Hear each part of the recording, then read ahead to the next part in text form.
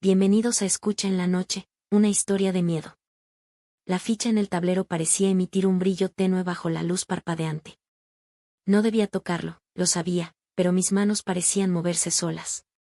No sé si soy yo quien está moviendo mis manos o es una fuerza externa, pero puedo ver horrorizado cómo se acercan hacia el tablero, como en una película en cámara lenta. Antes de darme cuenta, había tomado la ficha y la colocado en una casilla con una marca extraña. El tablero comenzó a emitir un sonido extraño y profundo, después, comenzó a temblar de forma violenta. Las luces parpadearon rápidamente y se apagaron. Un sonido grave resonó en todo el apartamento.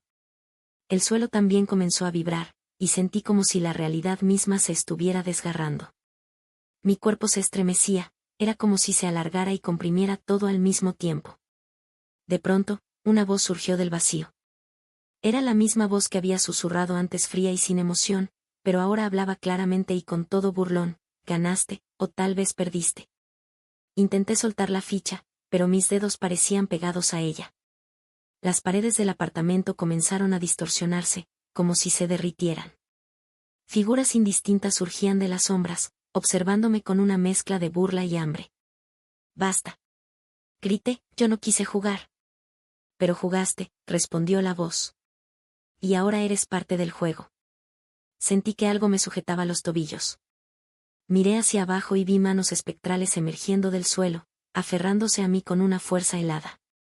Mi respiración se volvió errática, mi corazón martillaba mi pecho. Me resistí, pero me estaban arrastrando hacia la nada.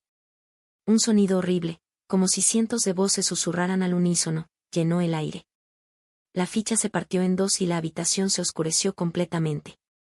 Cuando la luz regresó, el tablero había desaparecido, llevándose consigo las figuras y la distorsión.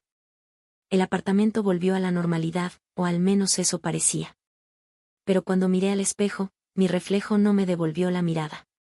En su lugar, la sombra sin rostro me observaba desde el otro lado, sonriendo con una boca que no debía existir. «El juego nunca termina», susurró.